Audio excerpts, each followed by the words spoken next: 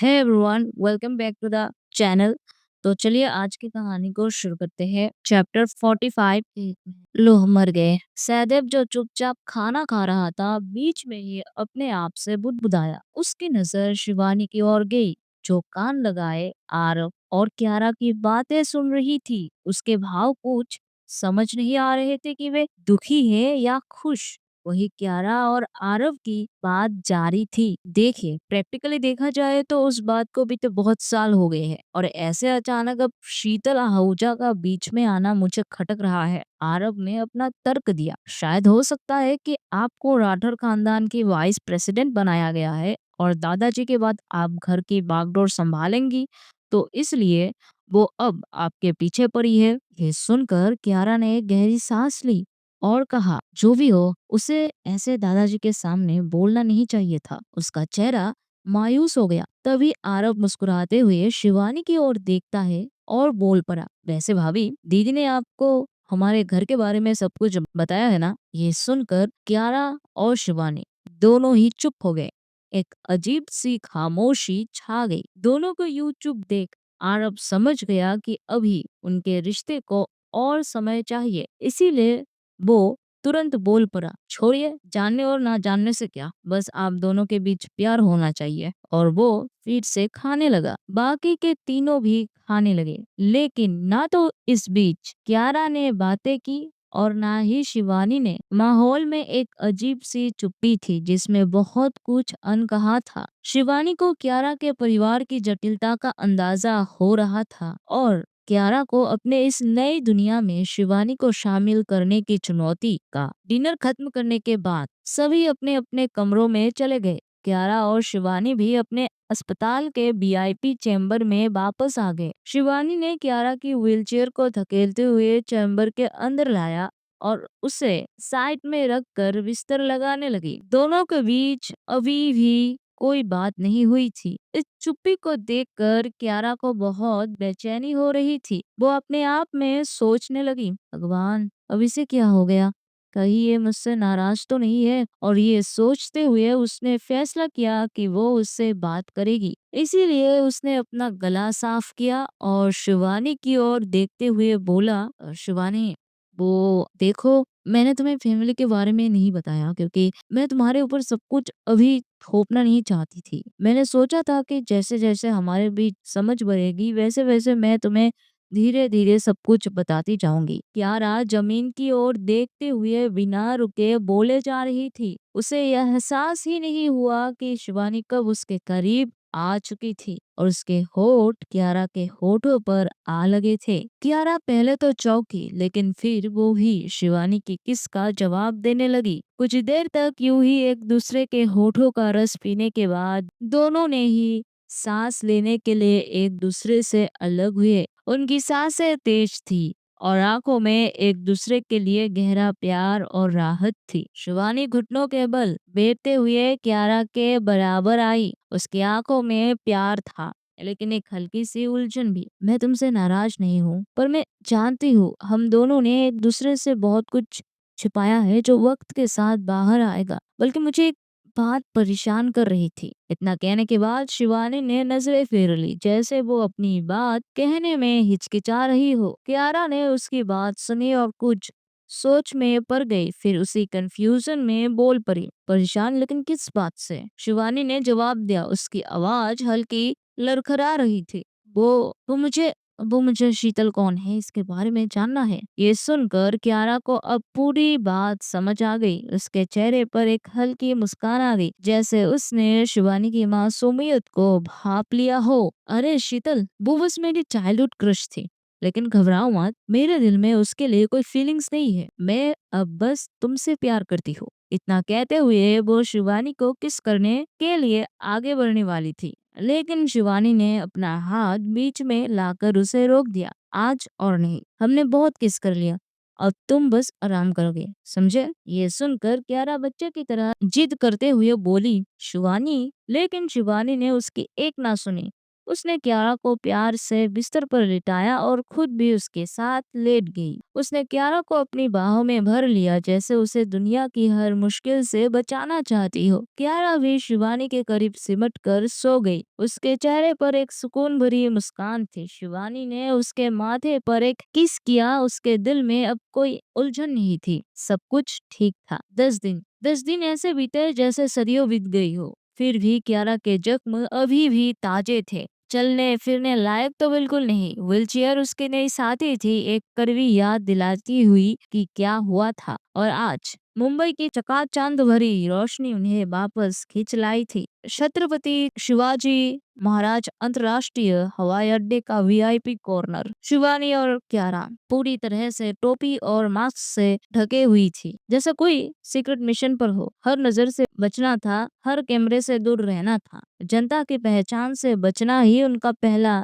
लक्ष्य था। बाहर निकलते ही विद्युत इंतजार कर रहा था। एक छोटा सा बोर्ड जिस पर उनके नाम शायद अस्पष्ट रूप से लिखे थे उसके हाथ में था। उसकी आंखें बेचैन थी, कुछ कहने को आतुर। गाड़ी में घुसते ही शिवानी ने कियारा को व्हीलचेयर सहित सावधानी से बिठाया। हर हरकत में एक बेचैनी थी। खुद बैठने के बाद उसने विद्युत की ओर देखा। विद्युत ने गाड़ी स्टार्ट की। इंजन की गड़गड़ाहट ने चुप्पी तोड़ी। शिवानी, जैसा तुमने कहा था मैंने किया, लेकिन हितेश सर का कोई रिएक्शन नहीं था। उल्टा उन्होंने मीडिया में स्टेटमेंट दे दी है कि छुट्टियों से आने के बाद तुम आईना के साथ मैगजीन शूट के लिए ब्राजील जाने वाली हो। शिवानी चौंक गई। क्या? लेकिन इसके बारे में तो मुझे किसी ने बताया नहीं। उसके आवाज में अविश्वास और गुस्सा था। मैंने उन्हें तुम्हारी राय बताने की कोशिश की, विद्युत ने कहा। उसकी आवाज में निराशा थी, लेकिन उन्होंने साफ कह दिया, जैसे ही तुम मुंबई लौटो सीधे कंपनी लाया जाए। उन्होंने तुम्हारी और आयना की फ्लाइट 10 तारीख को फिक्स कर दी है। शिवानी की आंखें तुरंत कियारा की ओर मुड़ी। कियारा का चेहरा मास्क और टोपी के पीछे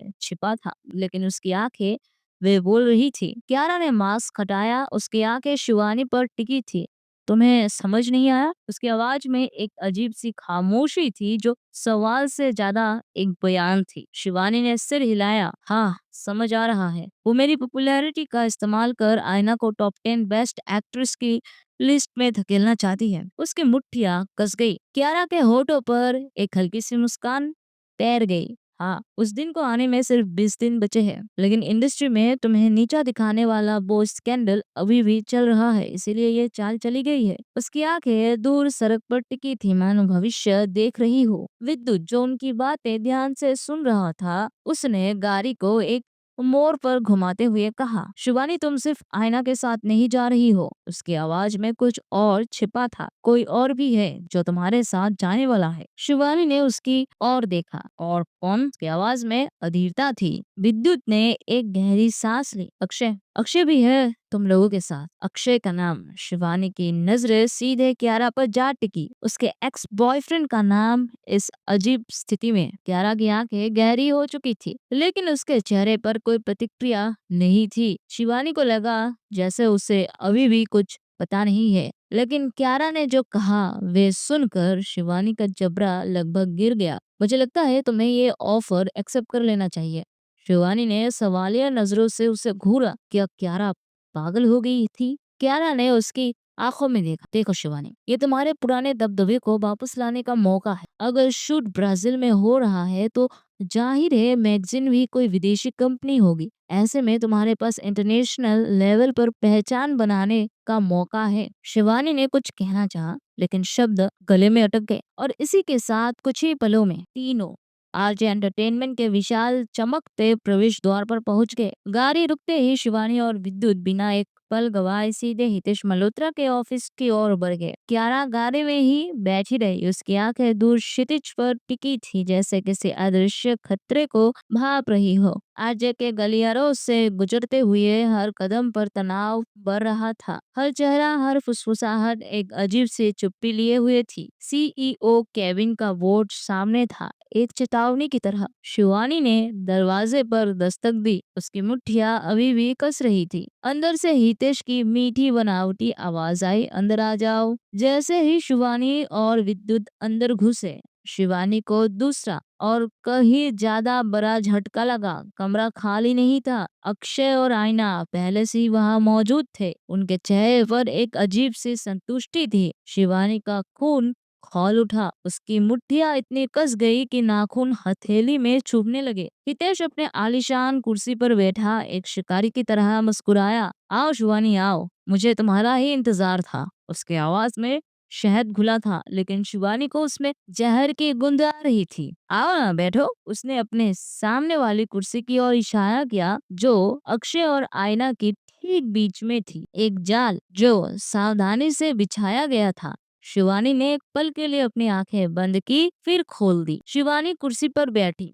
उसकी आंखें हितेश पर गड़ी थी। सर, क्या मैं जान सकती हूँ ये फैसला आपने किससे पूछ कर लिया? उसकी आवाज में गुस्सा छिपा था, लेकिन सवाल सीधा था। हितेश ने मुस्कुराते हुए पलटवार किया। क्या इसमें पूछने की जरूरत है शिवानी? उसकी नजरें एक पल के लिए अक्षय पर टिकी, फिर वापस शिवानी पर आ गई। देखो शिवानी, मुझे पता है अक्षय और आयना की वजह से तुम्हें बहुत कुछ सहना पड़ा है, और इस वजह से तुम तीनों के बीच दरार भी आ चुका है। उसकी आवाज में बनावटी सहानुभूति थी, जो शिवानी को और ज्यादा चुभ रही थी। और कंपनी का सीईओ होने के नाते मैं नहीं चाहता कि तुम तीनों के बीच कोई करवाहट रहे। इसीलिए मैं चाहता हूँ कि तीनों ही एक दूसरे को सपोर्ट करो और एक दूसरे के करियर को संभालो। ये भाषण खत्म होते ही हितेश ने एक फाइल शिवानी की ओर सरका दी। उसकी मुस्कान अब और भी तेज शातिर लग रही थी। फाइल में सारी डिटेल्स है, और इस बार मैं ना नहीं सुनना चाहता। शिवानी के अंदर शब्दों का तूफान उमड़ रहा था। वो चीखना चाहती थी, विरोध करना चाहती थी, लेकिन वो जानती थी कि उसके दुश्मन अभी बहुत ताकतवर थे और वो खुद कमजोर। इस समय गुस्सा दिखाना बेवकूफी होगी। उसने अपनी मुट्ठियां खींच ली और अपने गुस्से को पी गई। जैसे ही वो ऑफिस से बाहर निकली, शिवानी ने जमीन पर पैर पटका। एक गहरी दबी हुई चीख उसके अंदर से निकली, जो हवा में घुल गई। उसने तेजी से गाड़ी की ओर कदम बढ़ाया, और हर कदम पर उसके लाचारी और आक्रोश साफ झलक रही थी। ये सिर्फ एक मीटिंग नहीं थी, ये एक चेतावनी थी, और शिवानी को पता था कि अब उसे अपने चाले बहुत सोच समझ कर चलनी होगी। तो दोस्तों, ये थी आज की एपिसोड, एंड आई होप कि आप लोगों को ये एपिसोड पसंद आया होगा। अगर हाँ, तो एक लाइक जरूर दबा देना, और साथ ही में मुझे कमेंट करके बताना कि आपको इस एपिसोड का कौन सा हिस्सा अच्छा लगा, या फिर आप आगे कैसे प्लॉट देखना चाहते हैं, क्योंकि आपकी राय ही मैटर करती है। और वैसे भी दोस्तों, आप लोग बहुत कम मतलब इंटरेक्शन करते हो मुझसे, तो आपकी इंटरेस्ट मुझे अच्छे से पता ही नहीं चलता। लाइक आपको कहानी में कौन सा ट्विस्ट चाहिए, कौन सा लाइक तड़का चाहिए, तो आप लोग बताया करो। हाँ, तो आप बताएंगे तो ही आपको आगे के एपिसोड में आपके हिसाब से मिल पाएंगे। एंड आई होप आप मेरी बात को समझ रहे होंगे। एंड जो भी नए लिसनर्स है, आप प्लीज करके इस चैनल को सब्सक्राइब कर देना और हमारे साथ जुड़ जाना, ताकि आपको आगे भी ऐसे नए नए कहानियां मिलते रहें, क्योंकि मेरे बहुत सारे प्लान्स हैं जो धीरे धीरे आगे आपके सामने आएंगे। सो ये आज के लिए इतना ही था। मिलते हैं अगले वीडियो में, तब तक के लिए बाय बाय।